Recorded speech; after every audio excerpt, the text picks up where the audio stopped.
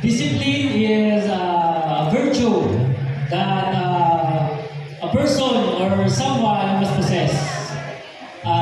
This is a virtue which is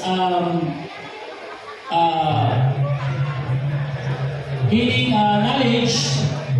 When we want certain things, we want it to achieve certain things, we must be disciplined. We must be disciplined in a way that, like training, if we want to acquire new skills, training is required, but training is less without discipline, because we need discipline for us to be better. But discipline is hard to achieve.